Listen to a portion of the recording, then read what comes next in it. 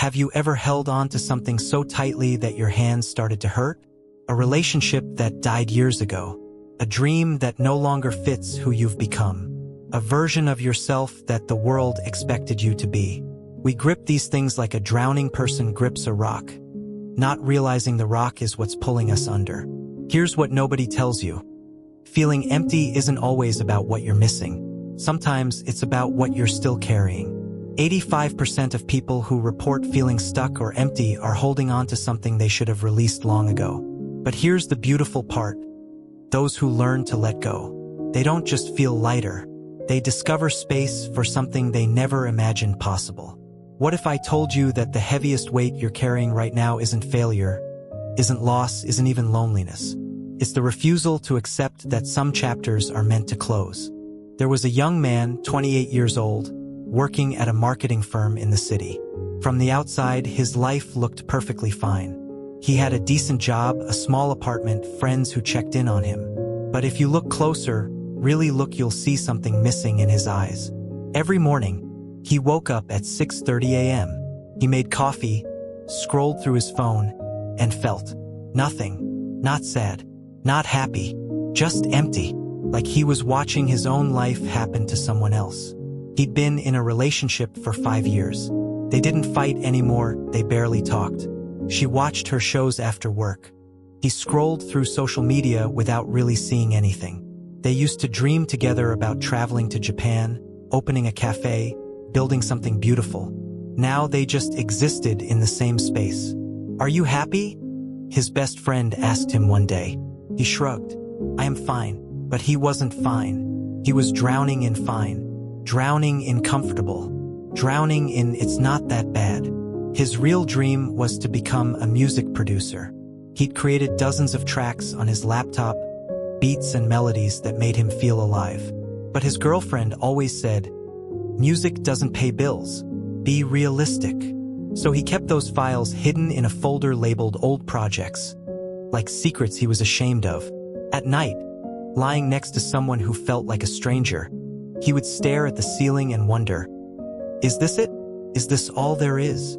The emptiness wasn't dramatic. It was quiet, persistent, like a hole in his chest that he'd learned to ignore. He was holding on to a relationship that had ended emotionally years ago. Holding on to other people's definitions of success. Holding on to the fear that if he let go, he'd have nothing left. But nothing is exactly what he already had. It happened on a random Tuesday. His grandfather passed away, the one person who always asked to hear his music, who believed in him when no one else did. At the funeral, he found a letter tucked in his grandfather's journal. It was addressed to him. My boy, it read, I see you holding on to things that don't serve you. Your talent, your passion, you're hiding it to make others comfortable.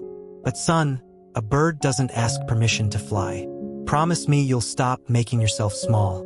Promise me you'll let go of anything that makes you feel empty, even if it looks good on paper. Life is too short to live someone else's version of it. His hands shook as he read those words. His grandfather had seen it, the emptiness, the slow disappearing of who he really was. That night, he couldn't sleep. He opened his laptop and listened to his tracks.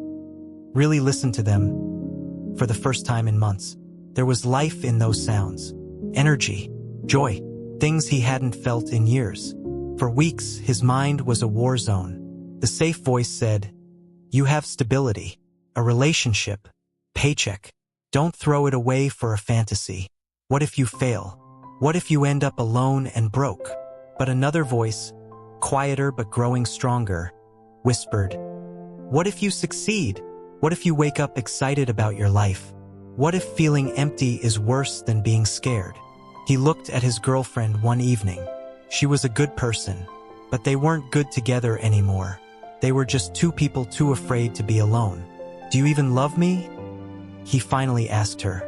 She looked up from her phone, surprised. Then, after a long silence, honest. I don't know. I think I love the idea of us. But us? I'm not sure we exist anymore. It hurt, but it also felt like the first honest thing they'd said to each other in years. He spent sleepless nights thinking about his job, his life, the careful prison he'd built around himself. Every comfort he was clinging to was also a chain.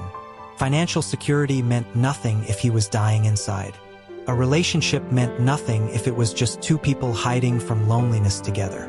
"What scares me more," he wrote in his journal, "starting over or waking up at 50 and realizing I never really lived?"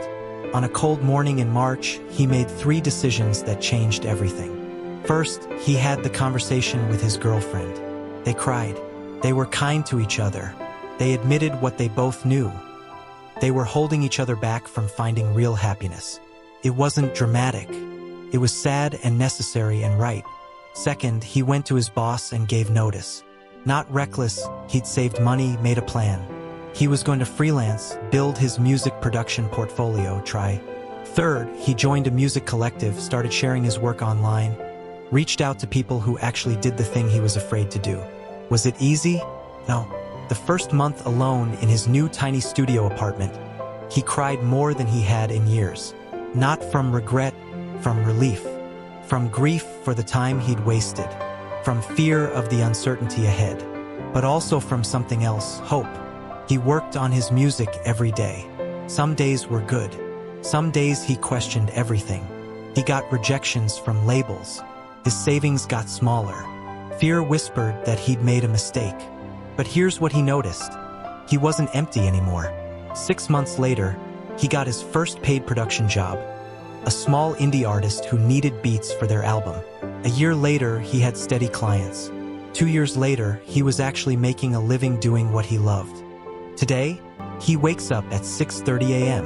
He still makes coffee and scrolls through his phone. But now, when he sits down at his desk, his hands don't shake with anxiety. They move with purpose across his keyboard and mixing board, bringing sounds to life. He's not rich. He still worries about money sometimes. But he's not empty. He's in a new relationship now. Someone who asks to hear his new tracks, who encourages his wild ideas, who loves the real him, not a smaller version. But more importantly, he's learned to be happy alone. The relationship is a bonus, not a band-aid for emptiness. The before and after isn't about what he gained. It's about what he released. He let go of a relationship that was comfortable but dead. A job that was secure but soul-crushing. Other people's expectations. The fear of judgment. The need to have it all figured out. And in that empty space he was so afraid of, that's where life grew. He thinks about that scared version of himself, gripping so tightly to things that were hurting him. If he could go back, he'd tell that guy, the emptiness you feel isn't because you're broken. It's because you're full of things that aren't yours. Let them go. Trust the space that's left. Last week, he received a message from a young artist, a kid who said his music inspired him to start producing his own tracks. He smiled. Full circle. The bird his grandfather told him about, he was flying. From this story, we learn a truth that sounds too simple to be powerful, but it changes everything. You cannot fill your life with what matters while your hands are full of what doesn't. Letting go isn't giving up. It's making space. Space for growth, for real love, for work that matters, for the person you're meant to become. We hold on to dead relationships because we're afraid of being alone. We stay in jobs we hate because we're afraid of uncertainty. We carry other people's expectations because we're afraid of disappointing them. But here's what fear doesn't tell you. The cost of holding on is always higher than the cost of letting go. That empty feeling you sometimes have is not depression. It's not failure. It's your soul's way of saying, this isn't it. There's more. But you can't receive it with closed fists. The most courageous thing you'll ever do isn't climbing a mountain or fighting a battle. It's releasing your grip on what's familiar and trusting that you won't fall apart. You might feel empty for a while, but empty isn't the ending. Empty is the space before blooming. Your past doesn't need your permission to be over. Let it go. Now let's talk about you. What are you holding on to right now? Be honest. Is it a relationship that ended emotionally long before it ended officially? A career path you chose to please your parents? A version of yourself that you've outgrown but can't seem to release? Grudges? Regrets? The need to control everything? I know what you're thinking. But if I let go, I'll have nothing. Here's what I know. You already feel like you have nothing. That's the emptiness talking. That's what happens when your life is full of the wrong things. Here's what you can do starting right now. Write it down.